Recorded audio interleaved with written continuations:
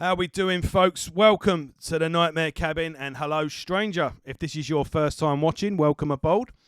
We're going to be doing another episode tonight of Let's Talk About, carrying on with our Morbid Angel series. I guess Eric Rutan is a sort of common thread running through it. Last week we did Ripping Corpse, and tonight we are doing Hate Eternal, the almighty Hate Eternal. If you don't know who Hate Eternal are, if you are watching this and you want to get into the band and not sure where to start, well, stick with us. We'll get into that. But just as a general introduction to the band, Hate Eternal are one of the, if not, well, there's not many above them, put it that way. They are one of the most extreme death metal bands on the planet. They just push and push the boundaries of what is known as heavy, what is extreme, in terms of technicality as well. Not all over the place like a band like Origin, for example, but just a total assault, just a complete hail of pummeling drums, shredding guitar riffs, just a complete wall of noise. It just hits you like a tidal wave and a hurricane and a hail of comets, burning lava raining down on you. And but the best part of it is that's it up front, but when you listen to it more and more, and it kind of deciphers itself with each repeated listens. But the thing is as well is it makes more sense with each listen, but in a nutshell it's real extreme death metal. But when it comes to the solos are as melodic as an Iron Maiden song or any classic heavy metal band that you can care to think of.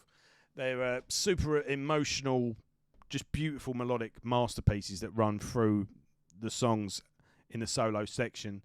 And I think that's what really sets them apart, because I think there's like an emotional heaviness to it, and also the lyrics are quite majestic and epic.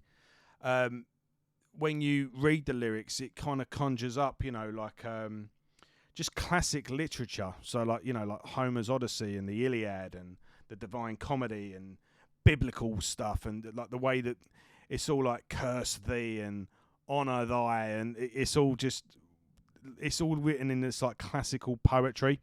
So it kind of gives the songs or the lyrics like a timeless feel, because they can be set to anything, just like you would be reading, some old classic piece of literature, and how that would relate today if you was reading an old Shakespeare play, for example, or reading the Iliad or the Odyssey or the Divine Comedy, etc., etc., and how that, or a particular Bible verse or a particular biblical story, how it would. You're basically analysing human nature or history or whatever situation, and I love how that is put in the lyrics, because it just makes everything timeless. And it also, the artwork with the albums fits with that as well. We'll go into that as we go along. So starting off with the story of the band, then we'll be telling the story of the band, and we'll be going through the band's back catalogue. What we got, 6 or 7 albums. Strap yourself in, we'll get into it. So, carrying on from the Morbid Angel, and we put in Ripping. Basically, we did the Morbid Angel thing. Hate Eternal, you're now going to have to sort of fit into the time period, and we'll get through that anyway. So, if you watched the Morbid Angel, Let's Talk About, and then last week we did Ripping Corpse. So, Eric's releases Dreaming with the Dead by Ripping Corpse. Then at 21 years of age, he joins Morbid Angel, and they do Domination. And then David Vincent leaves Morbid Angel, and Steve Tucker takes over on bass and vocals. And the next album was Formula's Fatal to the Flesh. And that album was actually recorded as a 3-piece. Eric rejoined the band for the tour for that album, but during them recording that album, he was actually putting together Hate Eternal's demo and another project, Alice, and they released this first split. This is one of my prized possessions in my collection. I won't tell you how much I paid for it. I don't know how much I paid for it. I've blanked it out. But sometimes when you're a record collector, there are certain things you just have to have. So this is one of them. I'll show you. The Alice, by the way, is an interesting project. It was. I'm not quite sure why that didn't go further. They did this EP and then a full-length album, which I will be doing a video on this, so we'll go into things a bit more detail. When you look at the artwork on that, though, you see like it's inside a cathedral. That was kind of what I was touching on earlier. So it's female opera vocals with like real doomy, haunting, melodic. It's still really heavy, but it's quite slow and mid-paced rather than like just, like with Hate Eternal. But it goes to show the sort of contrast, because you've got these, these really sort of beautiful, heavy, doomy songs with these beautiful operatic vocals over the top. And then, so that's like for 3-4 songs. And then you've got just utter chaos for the 3 songs with Hate Eternal. So it just, on this CD alone, over 7 songs, it just goes to show what spectrum Eric can cover as a songwriter. And it also goes to show, really, because a lot of people, a common criticism with Hate Eternal is that it's just too much up front. It just hits you, and it is just, I can't figure out what the hell was going on. And also, some people say the production can be quite muddy, but it does go to show it is on purpose, because when you hear what happens with Alice, that you can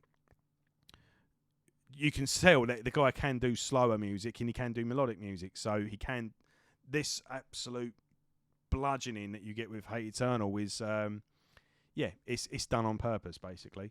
The lineup, well, like I say, we'll cover Alice in a second video, in a separate video. But yeah, these 3 tracks on the on this release by Hate Eternal is Messiah of Rage, Sacrilege of Hate, and Saturated in Objection. And funnily enough, you've got Saturated Interjection. I knew there was something I'd gotten wrong there. Bear with me, folks. I'm doing this all in one take. Funnily enough, everyone knows that Alex Webster from Cannibal Corpse joined Hate Eternal to do the Fury and Flames album, but he's actually on this demo, and he actually plays on. I think he does the Alice tracks as well, if I'm correct. Yeah. So, yeah, he plays on both sides of this, and Alex Webster actually wrote. I don't know if it was the lyrics, but all music and lyrics written by Eric Rutan, except Messiah of Rage by Alex Webster. So I don't know if he's done the lyrics as well. But yeah, Alex Webster actually wrote the first song, Messiah of Rage. Now, Sacrilege of Hate and Saturated in Dejection were re-recorded for the band's debut album, Conquering the Throne. We'll get to that in a minute. But this kind of just shows you what the band are going for, really. I mean, Messiah of Rage just explodes out the speakers. It hits like a hurricane. Just pummeling drums. Tim Young, by the way, is on drums. Just a quick one on the lineup. Yeah, so you got Eric Rutan, vocals and guitar, Alex Webster on bass, having written the first song, and yeah, Tim Young. That guy just does not get the. His CV speaks for itself. He's drummed in so many good bands, but you just don't hear him mentioned quite as often nowadays. I don't know why. But yeah, Tim Young, awesome drums. And with the 2 songs that were re-recorded for the first album, it's nice to hear them in that sort of rougher around the edges, sort of bit more of a primitive state. It's a bit raw. And I think Saturated in Dejection has a few bits added to it in the album as well. But yeah, it's a nice, rough-sounding, raw-sounding demo. And yeah, this is a really cool thing to have in my collection. I'm really happy to have it. And yeah, just a good way to kick the band off. And then Eric rejoins Morbid Angel. And then in 1999, the same year, funnily enough, when Morbid Angel released Gateway to Annihilation, which Eric was on, but they also released their debut album, Conquering the Throne. I'm a bit wary of putting things too close up to the camera because it always goes blurry, but that artwork is just awesome. You see that classic sort of Renaissance period art style artwork. It just matches the lyrics and the and just the sort of majesty that the music conjures up. Really, the artwork just suits it perfectly. You got a picture of the band there, picture on the back as well, and you've got the lyrics in there. But the lineup on this debut album is again Eric Rutan on vocals and guitar. Tim Young is still on drums, but now you've got the addition of the legendary Jared Anderson on bass and backing vocals. We'll talk about him in a bit more depth as the video goes on. And Doug, is it Carito or Cerrito? I'm not sure how you pronounce his name, but yeah, Doug's. I'll say Carito, but if I get that wrong, I'm sorry about that. But yeah, Doug you'll know from Suffocation. He played on the band's first 4 albums, and I think it was the Despise the Sun EP was the last thing he did with the band. I'll just quickly look that up. Yes, I was right. So yeah, he did the Human Waste EP, Effigy of the Forgotten, Breeding the Spawn, the classic Pierce from Within, and then Despise the Sun EP. Some people say Suffocation never been the same since he left, but we'll cover that when we do a Suffocation. Let's talk about video. But yeah, this is a fantastic debut album. Pretty much everything you want from a debut album, really. It's a true statement of intent. I think Conquering the Throne says it all as well. That title, you know, are they trying to establish themselves as the new kings of death metal, as corny as that sounds? But, you know, with Death and Morbid Angel and, you know, subsequent bands, Obituary, Deicide, and the list can go on, Suffocation and Immolation and Incantation, they all sort of set these standards for death metal, and then like Nile would then establish a new standard later on, and I think that's what Eric was trying to do. I think he was branching out. He'd built this sort of foundation, and he was branching out and trying to start his own thing and maybe become, you know, the new standard of death metal. And I think he achieved that. I think they really pushed the boundaries in terms of extremity, in terms of being just performing, you know, ability. You know, he particularly notes that nothing's edited, everything's done like in, maybe not in one take, but what you hear is one take. It might have been their 100th take that day, but it was still done. That's the one you hear. And I think as well, on the opening track, again, this album opens and closes with an explosion, which I think is pretty cool. You just hear this massive explosion, and then the song just, you know, just hits you, just pummeling, just a howl of punishing drums, shredding guitars. It's like you are just being punished by the gods.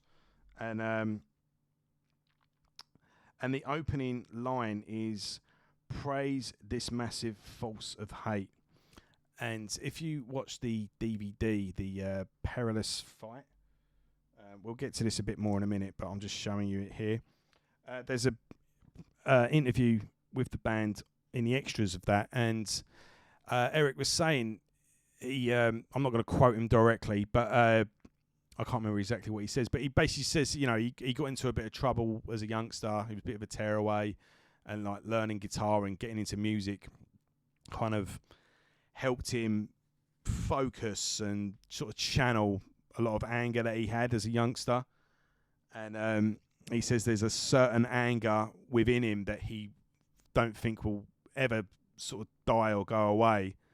So this is how he channels it, and hence the name Hate Eternal. So that opening line, praise this massive force of hate, I thought was a good way of.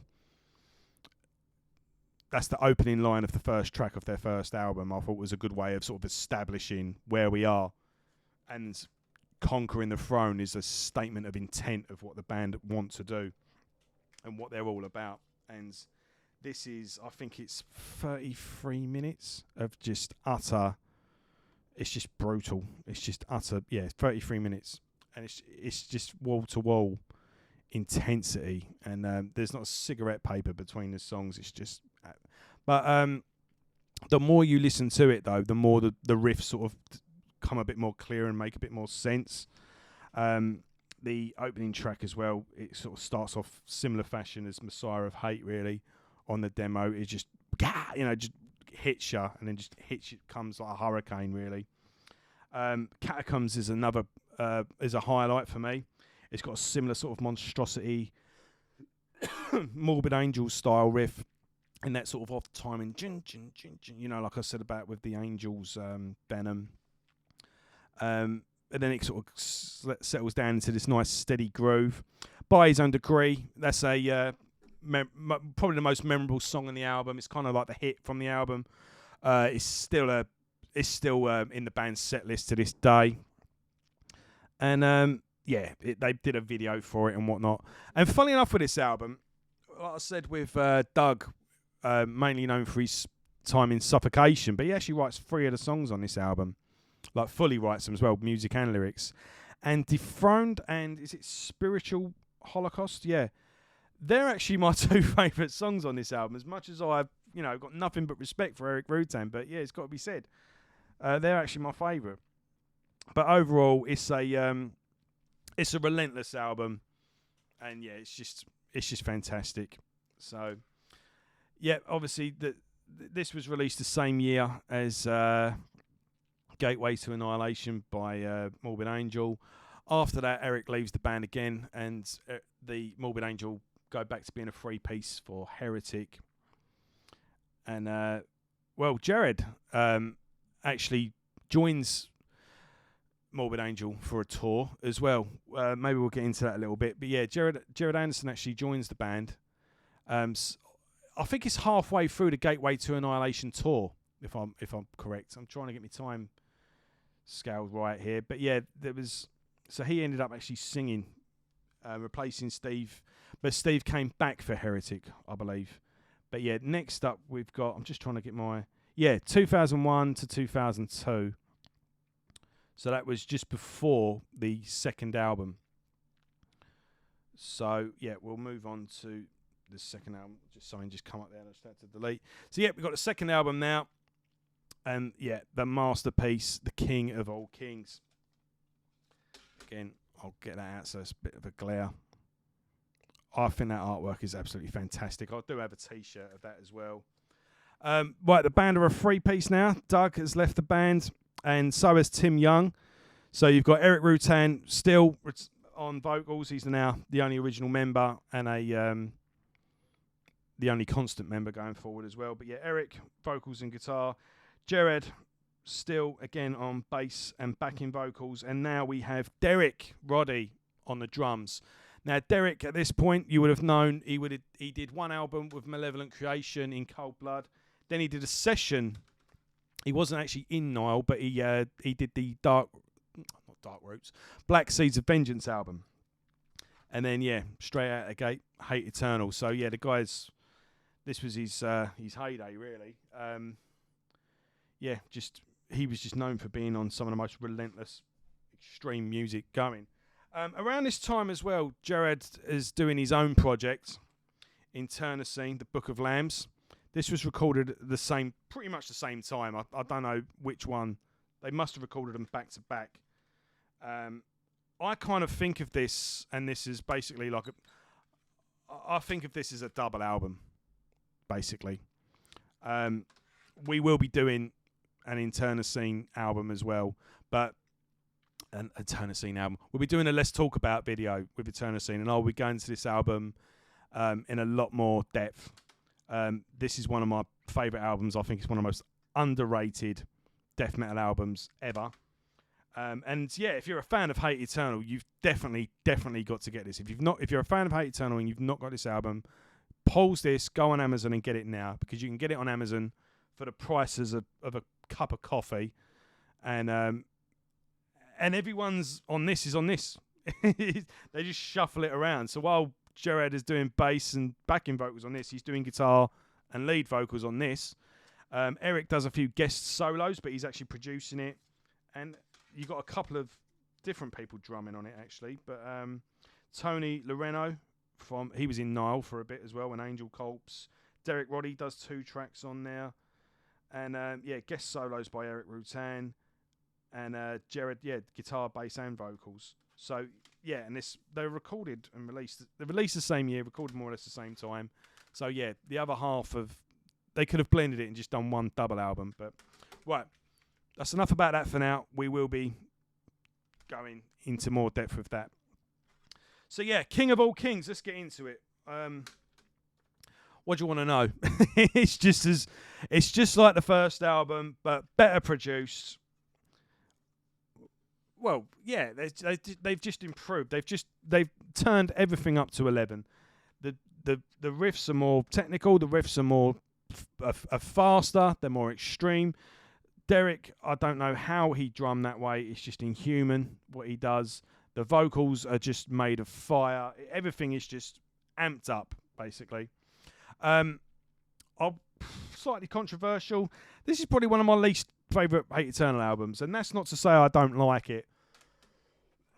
And to some people, it's their best album, but I think their best stuff came later on, to be honest. But what can you say? It's just an unapologetic, relentless death metal album, and it just hits you. It's just a swarm. It's great that it can be. It's great, but again, this is a common criticism is that it's just a bit of there's so much going on and so much that just hits you. There's no that's in the background and that's it. No, the guitars, the drums, the bass, everything just up front, and it's hard to decipher it all. Some people even say, Hate Eternal are good, but I can't ever hear anything. All I can hear is drums, and yeah, you've got a point. All I will say though is that the more you listen to it, the more it makes sense. Obscure Terror has got a real beautiful solo. Servant of the Gods is sort of more melodic and a tad slower, only a tad though. It's still, even though it's a slower song, it's still got a blast beat underneath it, all the way through it. Beyond Redemption is another sort of climatic melodic solo. King of All Kings, that's a classic song. I think they pretty much close most of their live sets with it. I mean, if they don't close their live set with it, it's definitely going to get played at some point. Powers That Be is another great song. They made a video for it, and again, it's another one that Powers That Be.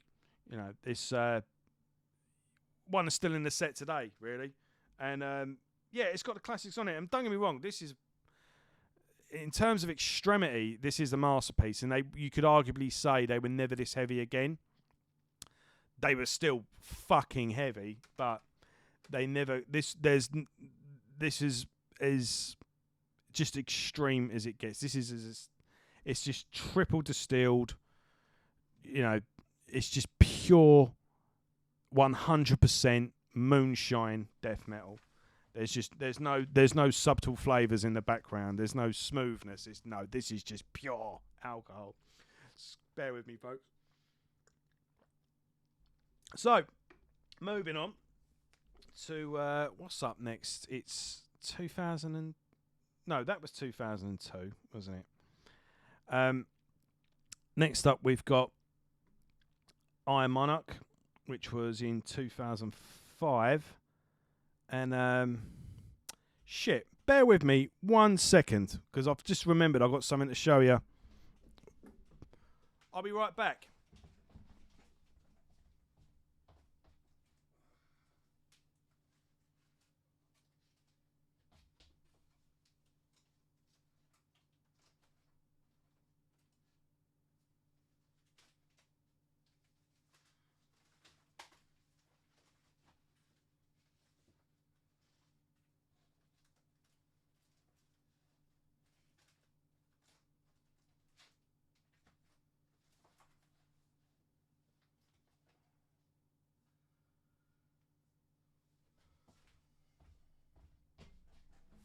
Right, I got a 7-inch that I was going to show you, but I can't find it. So sorry about that. But it did come with a poster. But we don't need to worry about that for now. Anyway, right. I Monarch. Band's third album. Cool photo there.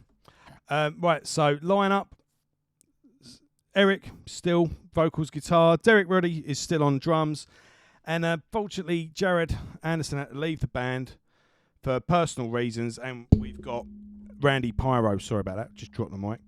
Randy Pyro on bass. And he actually does lyrics for 2 of the songs, Behold Judas and... what's that one called? Sons of Darkness. Now, again, this is basically another development, really. I've got a... that 7-inch, it was basically a bit of a bigger version of that. Not that much, really. It says a poster. You wouldn't have put it up. But it still would have been cool to show it off. I just wish I remembered to get it out before. Can I see it? Oh, let's not ruin the flow of the video. So, that was it. Same sort of poster, really, is that. It's funny, you can kind of, when you say eras of a band, things change with like a lineup or that'd help, wouldn't it? You can kind of see it do the same thing with Hate Eternal because they have eras of the artwork, really. This is the first of a trilogy of artwork by Paul Romano. Mainly known, well, he did the first he did the first bunch of Mastodon albums. Half Your Record collection he's done. He's got a distinctive style. He's got kind of like a tattoo artist style to him. But very cool. I mean, the Red Cold as well. He did a couple of they were a cool band back in the day. I don't know whatever happened to them, but yeah, just fantastic artwork. And it folds out, right? You see that? Yeah. Anyway, now this just really, as much as it's still as extreme as heavy as anything the band have done before, but there's just little subtle elements, just so different textures added to the music on this. And you see that? There's a cool band photo there if you can make it out. But right, basically this is a masterpiece. This album is absolutely fucking phenomenal. And what you normally find, what you do find with this album is that things get a bit clearer. Whilst King of All Kings and Conquering the Throne, it was just machine gun fire at you. This kind of is a bit more clearer, if that makes sense. So I think the best way to really you could sum up Hate Eternal was that at the first listen, you're in the middle of this storm. You can imagine like you're sucked up into a twister, or you're in the middle of a hurricane or a gale, and while you're in it, it's just utter chaos. But then, if you see on the internet, there'll be like a picture of a storm from a few miles away, and it looks beautiful. So you've got like a picture of like lightning striking or something like that. Like in the middle of this storm, it would be just, it'd be terrible, it'd be devastating. But 50 mile away, someone's taken a photo of it and it looks amazing, And that's kind of how Hate Eternal goes. It's the more you listen to them, the further away from the storm you get, and the more it kind of all makes sense to you. I think that's a good way of summing things up. I'm just messing about with this. So yeah, it opens with the awesome Two Demons. Goes into this kind of plays like a live set as well. Like as soon as one song finishes, it just leads straight into the next one. But things are a bit more clearer. Yes, that is a didgeridoo as well on during the solo of To Know Our Enemies, that and then you just hear this over in the background for ages. I was like, that sounds like a fucking didgeridoo. It was only when I was looking at the thing. Yes, it is actually a didgeridoo. But that just kind of shows you what the band are doing now. They're experimenting with different sounds. You know the way Nile, have all the Egyptian music as like sort of interludes, or they might during the introduction. That you start to get this with on this album. They start playing with a few bits and bobs, just sort of setting the tone and the atmosphere as well. But like, nice little touches like that. But yeah, it's pretty much a wall-to-wall classic. There isn't a bad track on there. I mean, Behold Judas. I mean, that Behold Judas, deceiver, behold Judas, behold. And that drumming underneath that.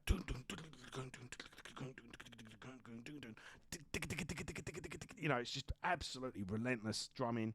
Victorious Reign. I Am Monarch, fucking hell, what a song. I mean, they did a video for that as well, and I thought the video for that was really good as well. I've got a real phobia of snakes, and I'm always on the edge of my seat when I watch that video. But it just looks really cool as well. Just that, the way it just has that, that little riff.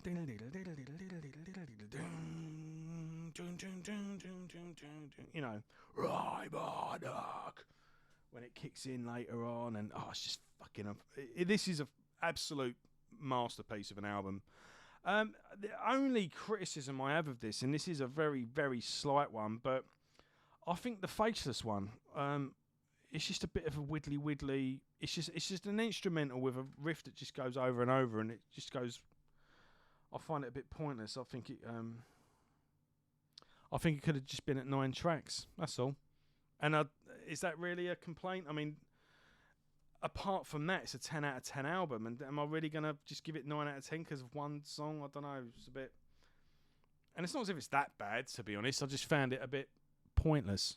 But I think the album could have ended quite nicely on Sons of Darkness. And I don't know really why the instrumental was there. That's all. I mean, if you're going to do an instrumental, it's got to be Transylvania. It's got to be Orion, And, I didn't think it was. But anyway, that ever so slight peeve aside, it's an absolutely phenomenal album. So at this point, the band kind of implode or sort of split up. They never officially end, but this particular lineup splits up. And I think Eric, now at this point, concentrates on his production career. He starts producing Cannibal Corpse's albums, Goat Whore, pretty much half your CD collection around this time is produced by Eric. He basically becomes the new Scott Burns. I think him and Jarrett Pritchard from Eulogy basically become the two death metal producers, really. And then bit by bit, he starts putting Hate Eternal back together. There's talks of Jared Anderson coming back into the band, and then unfortunately, Jared, suddenly dies. He apparently died in his sleep, a heart attack in his sleep, something like that. He's reported that his girlfriend went to bed that night as normal, and then woke up, and fortunately, he was gone. The guy. He did 2 amazing albums of Hate Eternal. Eternocene is a phenomenal album, and he even got to sing in Morbid Angel for a year or 2. I mean, the guy had a real short but real awesome career. Talk about quality over quantity, and crying shame. That's one. The guy just did not release his full potential. I really do think the best was yet to come from that guy. And it's a shame he's no longer with us. So, in dealing with the grief and putting together a new lineup, in 2008, we get another masterpiece, and that is the almighty Fury and Flames. We'll go through the lineup in a second. Again, amazing artwork. I've always liked the Japanese art, and I always liked the thing, but this album made me, if you can see, the hanging mask tattoo I got.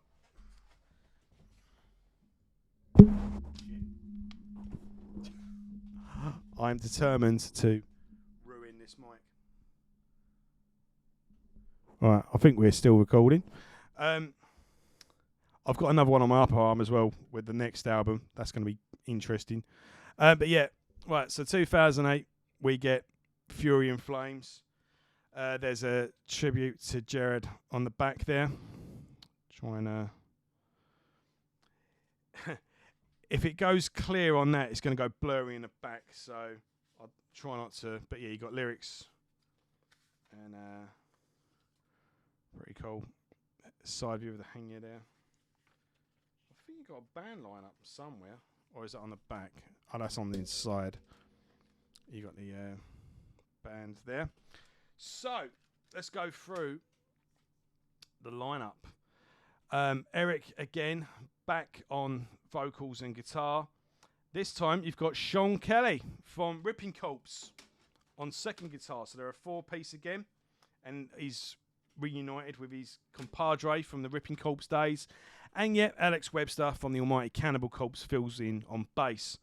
And then this time as well, on drums, Eric discovered this 19-year-old little prodigy, Jade Semenito. Jade Semenito. And yeah, apparently he was auditioning drummers. He was on the lookout. And he come across Jade on YouTube. Reached out to him, went, do you know this song? Do you know that song? Within a couple of hours, apparently, or within a day, just sent him a video of a couple of tracks. He'd already had some Hate Eternal tracks anyway. He reckons he knew the I Am Monarch album off by heart. So yeah, he picks up this 19-year-old on drums, and they unleash yet another masterpiece. I mean, yeah, when you get this sort of, and then and then bang, the it just explodes, and the when the guitars kick in, and the drums just rumble. It is literally like an earthquake is happening. And just on a personal note as well, this was released during one of the hardest times in my life. I was going for a real shit year in 2008, and I even got told I had depression by the doctor. I wasn't sitting there thinking I had it, but I did have this this pain in my chest, and when I laid on my front, it was in my back. When I laid on my back, it comes to my front. It felt like there was a big air bubble in my chest, like where my ribs were. I wanted to just get a knitting needle and felt like I just wanted to poke the hole so it would burst this bubble. It felt like there was just, and yeah, I had all sorts of shit going on, and I was getting it from all angles, really. Getting to the point where I was waking up and dreading going to work and dreading the phone ringing, and he just sort of went, yeah, you're depressed, my friend. You're not dealing with it, and that is stress getting to you. And this album couldn't have come at a better time. I totally felt the rage on this album. The first four tracks, like during the Helen Vellums, I just love how it just explodes. And then during the verses, it's just like this.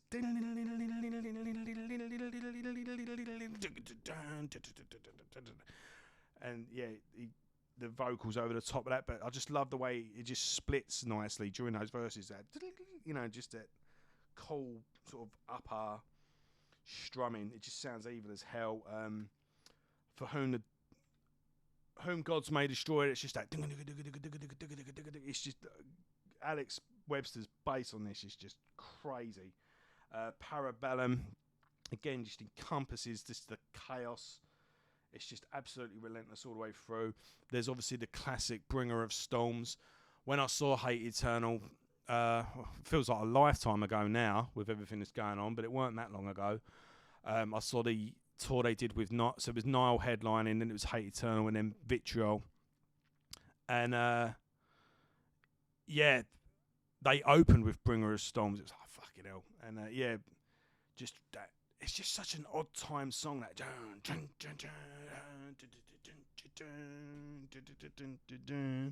I am the bringer of storms.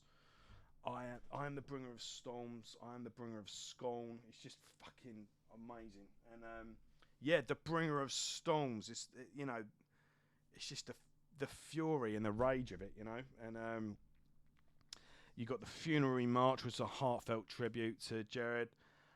Proclamation of the Damned's got a fantastic solo. I mean, the solo on that song just makes my stomach jump. Fury Within goes a bit of a digenty. Sorry for the swear word. I just want to know if this is actually recording. I don't know why this has gone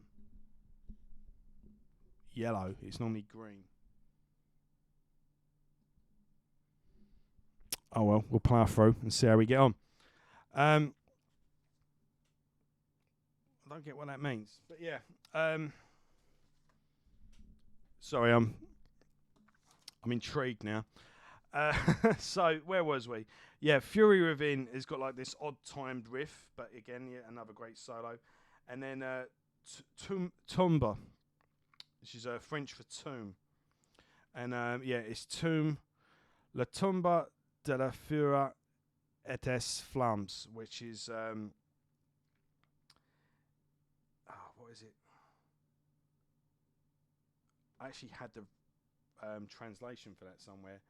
It was the Tomb of the Fury and Flames, basically. So that's where the title comes from. But yeah, Tomba is another tribute to Jared, and it's just this real climatic, epic ending, really. And let's just say you can see the flames, the funeral flames as such. And then how do you pronounce that? It's Koronok, the closing track. Really atmospheric, and yeah, got a bit of a Morbid Angel vibe to it. But yeah, fantastic album, absolutely amazing.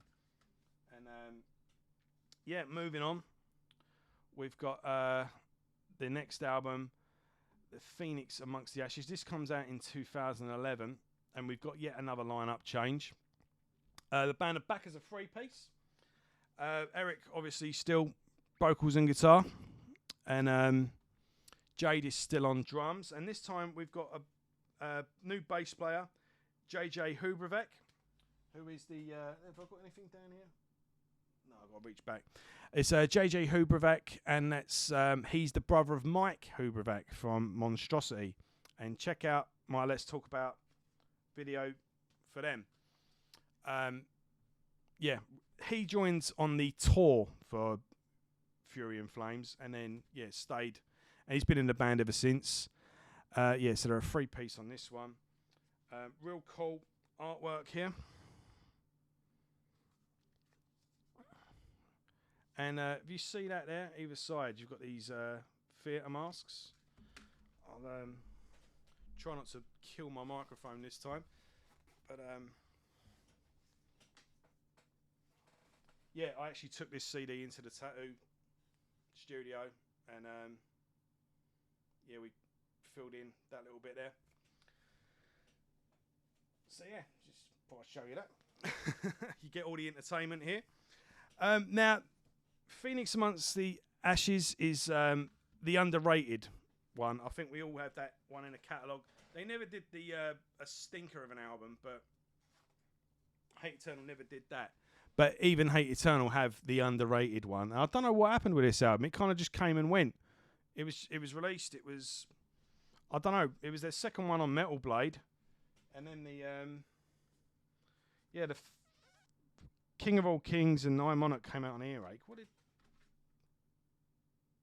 Conquering the Throne came out on Wicked World, I think. Yeah, these two are on Earache. And then, this was the second one on Metal Blade, and I don't know what it is with record labels. They always seem to push the first album you put out for them, and then they kind of goes a bit autopilot. But yeah, you don't hear much about this album nowadays, and I don't know why, because it's phenomenal. It's just as good as anything else they put out, really. I don't know, maybe 2008, 2011. No, I don't know, but yeah. Anyway, it's a great album. Like I say, their most underrated one, really. It's the one that doesn't get quite the love it does. It should get.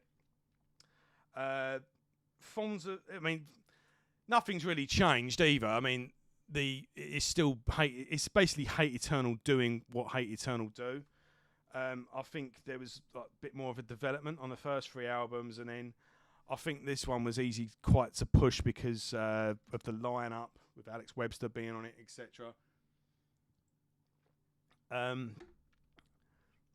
So it was a new lineup, but yeah, this is basically them maintaining what they built on, really. But yeah, there's nice melodic sort of shredding on Thorns of Acacia. It's got like a military style drum beat on it as well, like you know. Number 4, Hunting Abounds, has got like this weird off-timey. It's got an experimental album actually. The more I think about it, the 2 really for me on this is The Art of Redemption. Just that fucking opening riff. It just goes and it just goes into this solo. It's just like and fuck. It's just you play it to anyone and you're just like, what the fuck is he playing? And you do think at the beginning with, it's just like some weird instrumental, but no, it's a proper song. And yeah, lo and behold, there's plenty of videos of them doing it live. It's just, and Eric just makes it look so simple when he plays it as well, which makes it even more infuriating. And then obviously there's the title track, Phoenix Amongst the Flames, which I think is the highlight, really. It's really the masterpiece on the album. It's just fantastic. It's got this real sort of majestic solo. During that chorus as well was that rise, rise, rise, defeat amongst the ashes. And it's just got this majestic solo at the end. And track number 7 as well, Deathville. It's quite technical. And then it's basically business as usual, really, on the other songs, but I mean that in the best possible way as well. It's just another. This is the album to go to when you fancy listening to Hate Eternal, but you're a bit fed up with whatever your favourite album is. Or you go, no, I've listened to Iron Monarch a million times, and I can't really be bothered with King of. I fancy Hate Eternal, but something a bit different. Well, get that one. Revisit this one. It's full of hidden gems and rewards repeated listening. Right, so then we move on. They put out a statement. Jade leaves the band. He does 2 awesome albums with them, but I think he wants to go to college or university full time, and do other things with his life, really. And he drummed in one of the best death metal bands, doing 2 albums with them, so he can definitely pick up where he leaves off. I wonder if he's doing anything now, actually. We'll get back to that another time, really. But yeah, we move on with Infernus. I've got the box set edition here. And just fucking knock my mic again. Awesome. You had, I'll show you the CD in a minute. You get a flag of the artwork. Do you really want to see that? And a patch.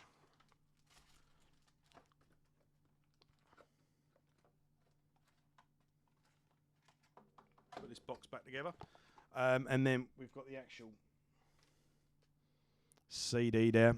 This marks they got a new artist on this one as well. And I think as well with this, what's the guy's name? Eleran Cantor. And he's done the album that followed this as well, which we'll get to in good time. But Eric said that he basically gave the lyrics to the artist, and he basically threw in different hints and different references to the lyrics in the artwork. So it was designed for the album, which I think is really cool. Let's quickly look at the two together, actually, because is that the same character?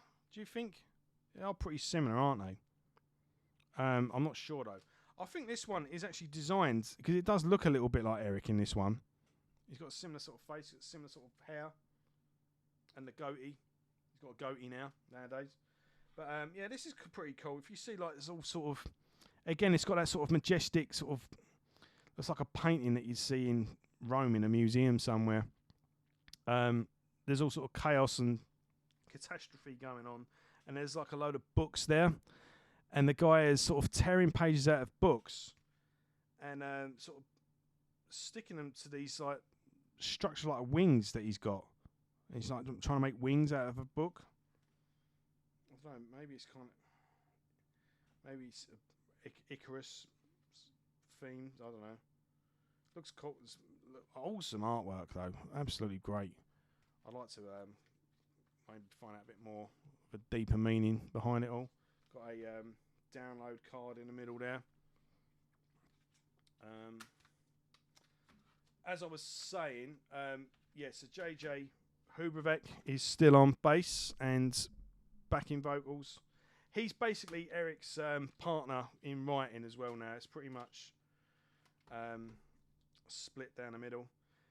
And it's Chasen Westmoreland on drums. Let's quickly look him up. He's a young drummer. And what's he done? Let's have a quick look at him. Burning the Masses, Cambion.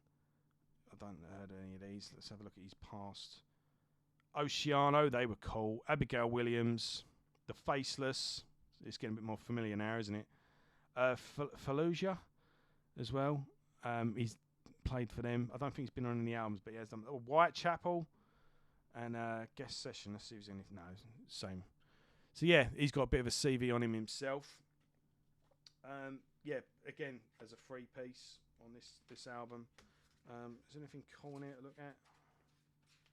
Not really. Oh, we've got a band photo there at the back, and then it's all just lyrics.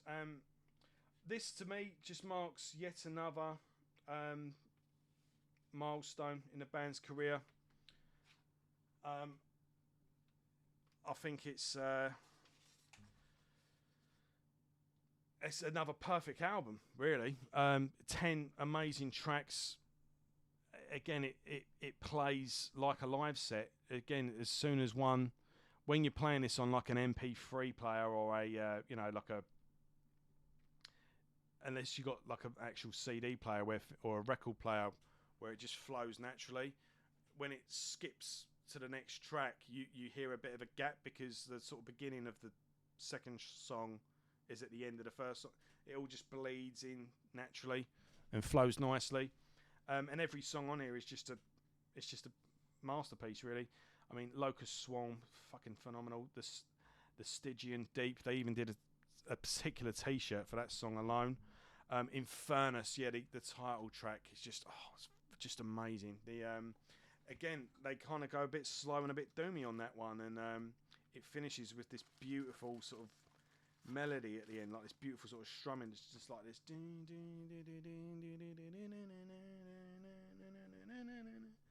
And yeah, again, I think Eric says in that, like, I wanted to picture like the flames during the sunset of a funeral. You think of like some Viking burial where they fire the arrows and it hits the raft as it's floating away.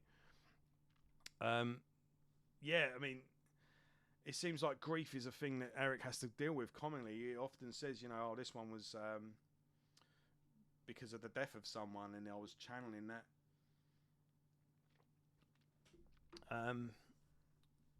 Yeah, I suppose as you get older, you do, you find yourself losing more and more people, and it's something that we all have to deal with.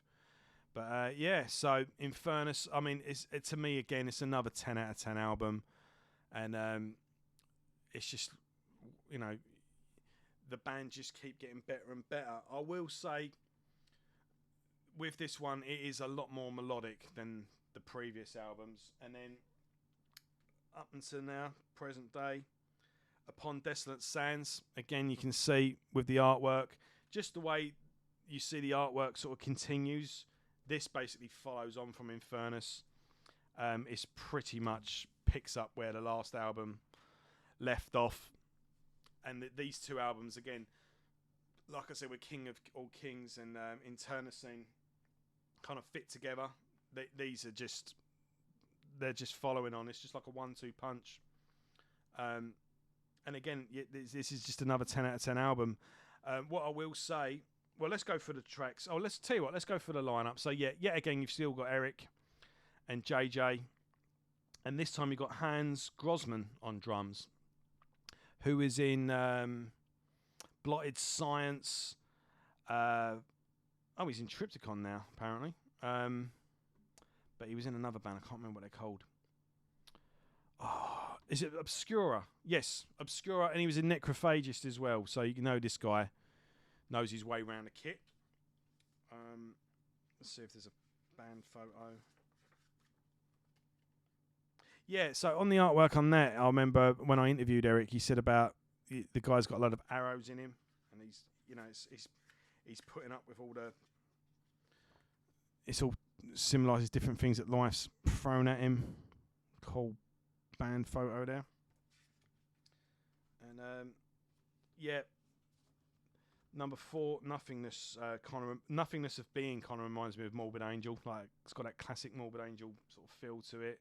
There's epic solo on All Hope Is Destroyed. And the title track as well kind of has a Nile vibe to it. It's even got like some keyboards, like some like atmospheric intro to it that Nile are so good at.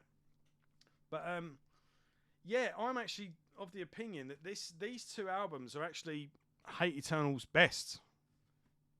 And that's saying something because everything they've done is phenomenal. But I think on these last two albums, I think Eric's finally found that balance because they're still just as extreme and just as heavy as anything else they've done. But they've found a way to make it digestible and not intimidating to a new listener.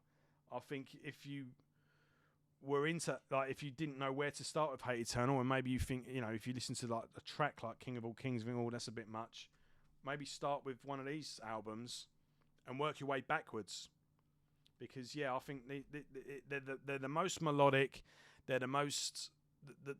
I think it's just better songwriting. I think he's just improved as a songwriter, and they have a sort of a classic metal feel to them. There's a timelessness to it, and just a sheer quality of songwriting they've just improved, and they know how to break the songs up and make the riffs breathe better, and the songs are a bit paced better rather than just flat out speed. They go through different stages, But I mean, Hate Eternal on their absolute worst day are an 8 out of 10. Everything they do is 10 out of 10 to me. And I would say even Phoenix Amongst the Ashes, maybe I'd give that like an 8 out of 10. But I even said it was the most underrated one out of them. So, I mean, let's go through it. I mean, I'll probably give this a good, solid 8 out of 10 for a debut. In fact, I'll probably give it a 9 out of 10. I really like this album, actually. I dare say I prefer this to King of All Kings. Me personally, I mean, this is but it's still objectively a 10 out of 10 album because it's just fucking relentless. It's just amazing. To a lot of people, this is Hate Eternal's best album. This is their masterpiece. So don't, necessarily take my word.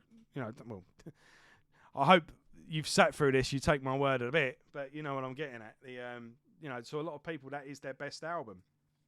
But maybe I'm just burnt out on it. I think that's probably more to do with anything else. But I'm on it because for me is a death metal classic. Again, I mean, to me, it's a 10 out of 10. Apart from the last track, I think the little instrumental at the end isn't really necessarily needs to be there. Is that really enough to deduct a point from it? Are we being that petty? Let's say 9.5 out of 10 then. And then Fury of Flames. I think it's just because personal album as well, because you know the time it came into your. I think a lot of when you listen to an album, like when an album comes into your life, has a lot of how you feel about it. But yeah, that's a phenomenal album. I think it's much as amongst the Ashes as well. I think that might be probably not their best album, but some of their best songs are on it. You ever get that? You ever get that album by a band when you got a band that's got like a pretty long? You're like, yeah, that particular album might not be like their best, but two of the songs on it are like it's got two of the songs are like the best they've ever done though. You know, you kind of get that with that one, but it's, again, great stuff on there. And then I think if you're a newcomer and you like a bit of melody, or you like things a bit slower and a bit doomier in places, or maybe a bit more not experimental, that's not right. Just a bit more texture and a bit more breathable and a bit more clearer. Maybe check these two out first. But yeah, I think they just get better and better because they the recipe has always been the same, but they just with every album they just add a bit of spice or a different higher quality of ingredients, say, or a different, when you make it, if you have a family recipe that's in your family for, maybe your mum passed it down to you and then you pass it down, whatever.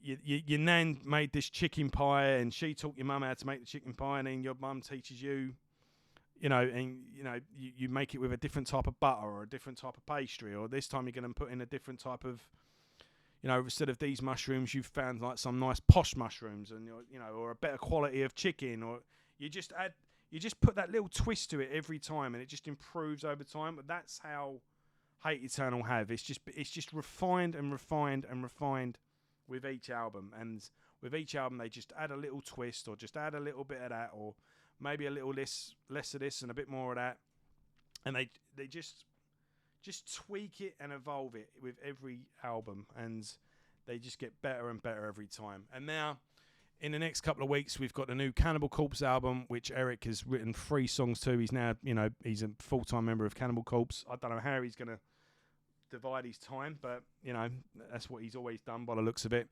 I have heard the new Cannibal Corpse album, by the way, folks, not to give you any spoilers. I will say this. When you're listening to it and a solo kicks in, you do go, that's Eric.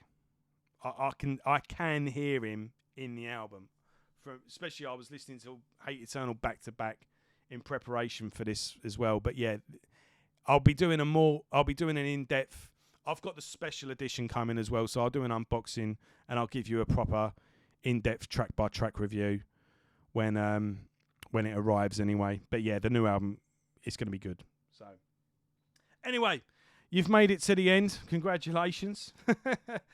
Thanks for watching this, guys. I hope you're enjoying this series so far. I will be doing Internecine and Alice, whatever it's called. I'll have to look up how to pronounce it. Next. Do you want me to do Warfather, Steve Tucker's other band? Let me know in the comments if you want me to do that. And the next Let's Talk About video, I'm going to be getting Jackie from Into the Necrosphere on, and we're going to be going through the back catalogue of Akakoka. I'm really looking forward to that. Maiden Cast is coming up as well this week. We had a little break over Easter, but we're starting again. That'll be back up this Friday. And yeah, I've got a few things ordered. I've got reviews coming up. I won't spoil nothing, but yeah, I'm listening to some albums and I've got them in the post on the way. So I'll be doing a few unboxing and reviews coming up. So yeah, thank you so much for watching this. If you could just give us one of them, subscribe if you haven't already, and share it with your mates. And yeah, let me know in the comments, what did you agree with? What did you disagree with? And yeah, what else have you been listening to? What stuff do you want me to do? Let's talk about on another band that you want me to cover. And yeah, I'll see you all soon. Take care. This is Nightmare Cabin.